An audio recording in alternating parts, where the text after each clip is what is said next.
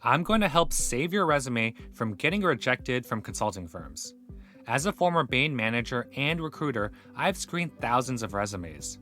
I've seen a lot of really bad resumes, but have seen a good handful that really stand out from the crowd.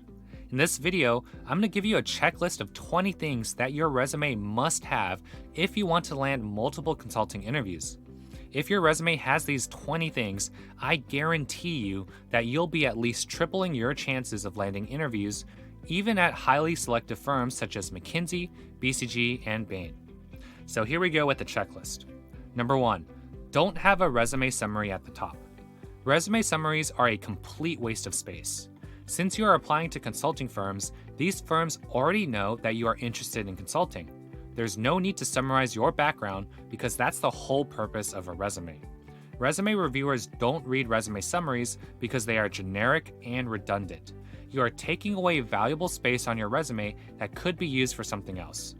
Number 2, use standard section names. Use standard section names for your resume. Don't try to differentiate your resume by using creative or untraditional section naming. Stick with just 3 sections in your resume. The experience section should be at the top, followed by education, and lastly, additional information at the bottom. The additional information section is where you can put things such as skills, languages, interests, certifications, and volunteer experience. Number 3, don't summarize your job's roles or responsibilities. Summarizing your job's role or responsibilities is a complete waste of space. Resume reviewers don't care what you do at your job, they only want to know what you accomplished. By listing your accomplishments, resume reviewers will have a sense of what type of role you worked at anyways. So, don't waste space on your resume by listing a generic-sounding job description that tells nothing about yourself. Number 4, every bullet should start with a past tense verb. Resume reviewers only care about what you have done, not what you are doing. So, stop using the present tense in your resume bullets. Every single bullet should be written in the past tense to show actual results and achievements that you've made.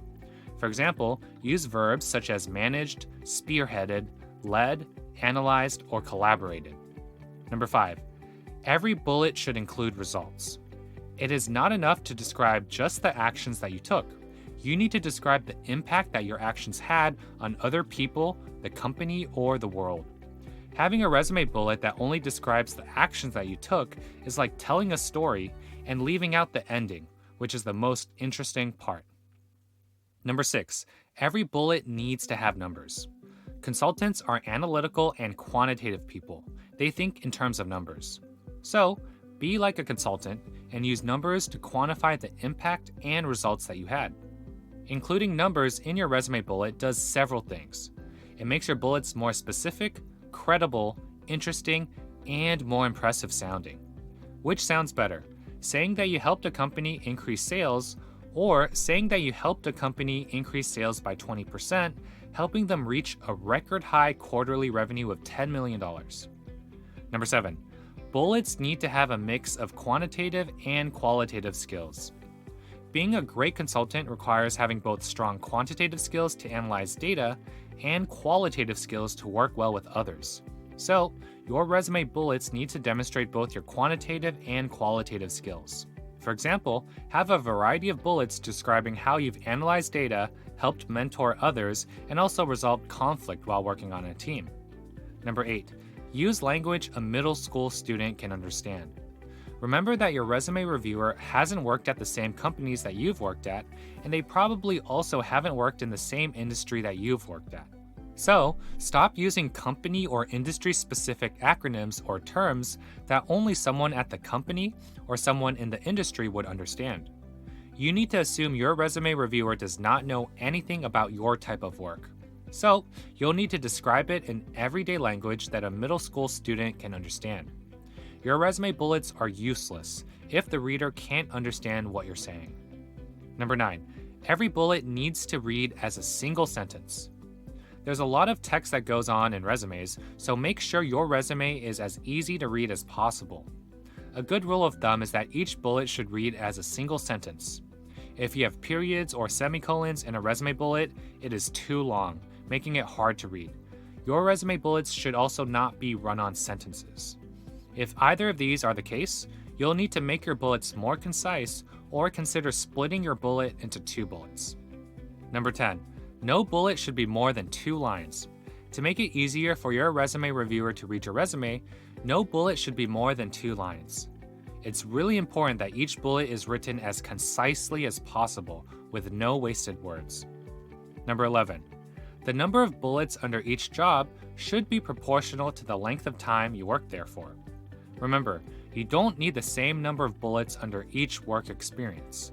You've probably worked longer at a particular job than another. Naturally, your resume should have more bullets under jobs that you've worked longer at because you probably have more accomplishments to list.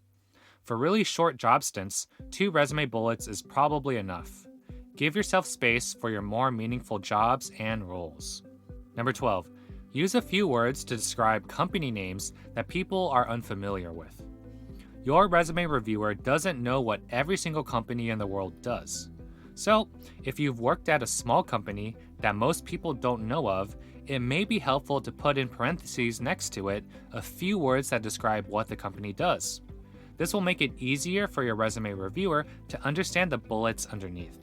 For example, you could write, biotechnology startup focused on DNA editing, cloud software reseller, or men's fashion brand.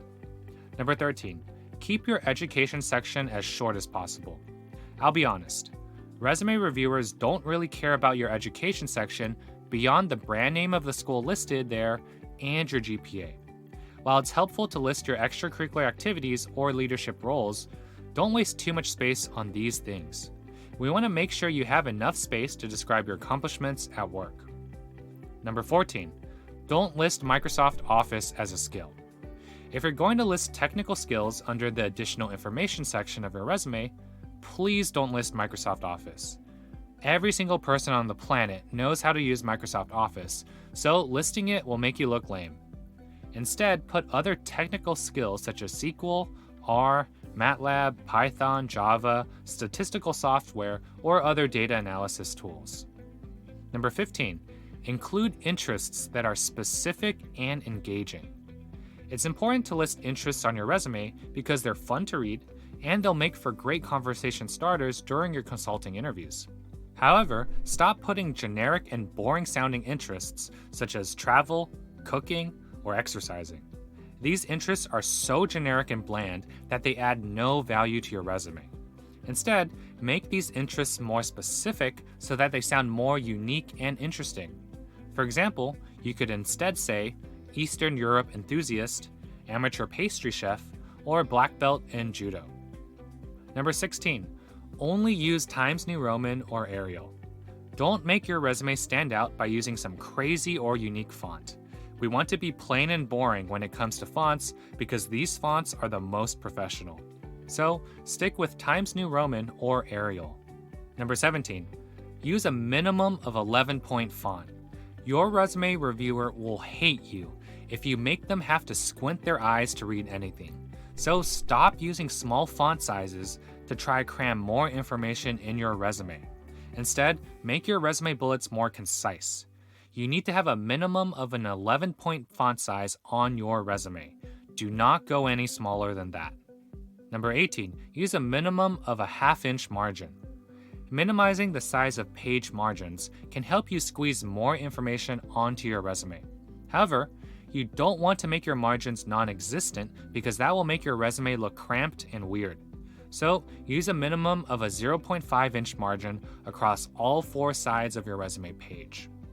Number 19, your name should be at the top in bold and in at least 18-point font. Your name is the very first thing that your resume reader will see.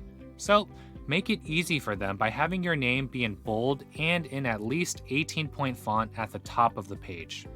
Having your name be the same font size as the rest of your resume makes your name look weak, boring, and unmemorable.